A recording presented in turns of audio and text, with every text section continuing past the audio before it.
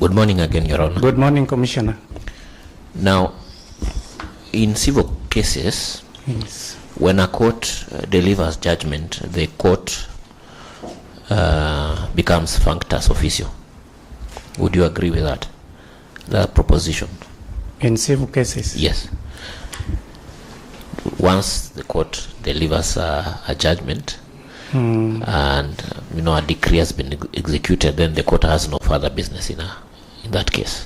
There may be instances where applications may be made for stay of execution. Yes. So Other than that, the court may not then revisit the matter again. okay. Yes.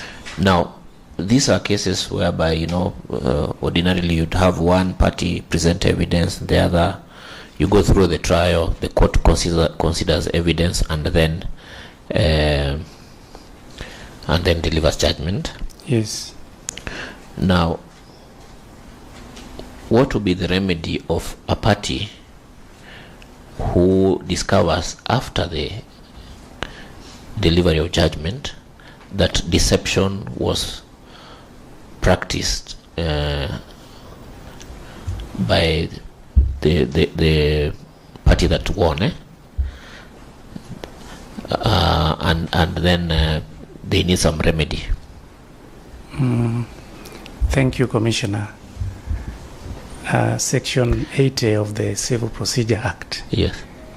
and Order 45 of the Civil Procedure Rules do make provision for review. Yes, but can the court review the judgment, particularly if it's an issue of fraud? Because remember, fraud has to be proved, has to be pleaded, And proved. particularly, Yes. and precisely, and then proved. Yes. Can that be done in an application to an application under Section 80 and Order 45? How would a party go around that to correct such an injustice? If there's a discovery of new and important matter which was not within the knowledge of the parties at the time of the hearing of the case, Yes. and which even after exercise of due diligence they did not manage to discover, then that becomes a ground for review under Order 45 and Section 80 of the Civil Procedure Yes, Act. that is on the parameters under Order 45 Yes. and Section 80 on new and but now fraud practiced, where fraud was used to procure the judgment, it means that the fraud has to be proven, and you can't do that through affidavit. How would the court go about correcting that injustice? Commissioner, once a court sits, Yes. hears a matter, Yes. and delivers a judgment, Yes. it ordinarily should not act on its own Yes. without being moved by the parties. Yes. The only available remedy to the parties after delivery of judgment Yes. would then either be an application for review before the same court that had the matter, Yes. or a recourse Yeah. on appeal. Okay. What if the party that is aggrieved, that comes across this fraud, that's now the opposite party, now the defendant, files a fresh suit? Would that suit be caught by res judicata? The doctrine of res judicata is well captured under Section 7 of the Civil Procedure Act. Yes. It is also well explained in a number of decisions. Yes. Henderson versus Henderson. Yes. And we've also had decisions of the Supreme Court on the subject matter. Okay. Henderson, I think, was on abuse. Including Gina management case. Yes.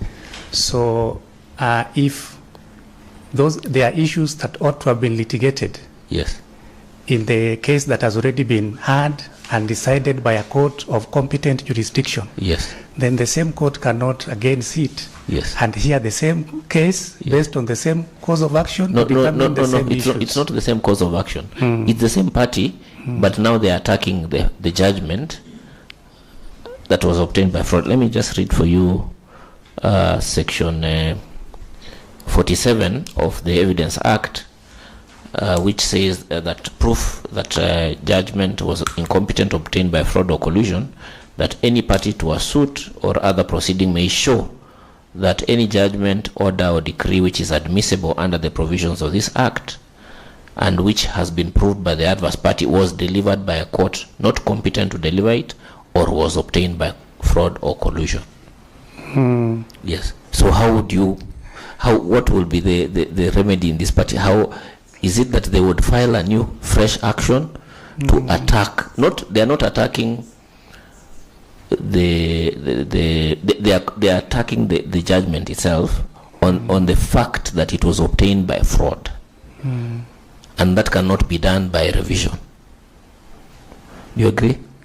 Yes. So then what would be the remedy for this party? Commissioner, what you are reading, yes, would apply in a situation where that particular judgment is being used as evidence in support of another case, yes, or another claim. yes.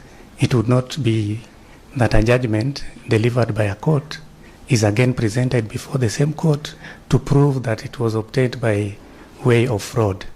That would go against the principle of finality of litigation. That is my take, Commissioner. But is in there a principle that fraud unravels everything? It unravels judgments, it unravels contracts, it unravels. So how would you go around that? Law must be interpreted widely. Yes. So that we don't just pick one and run with it. Yes. And ignore the rest of the other things that the law also provides. Okay. Yes. All right. Thank you.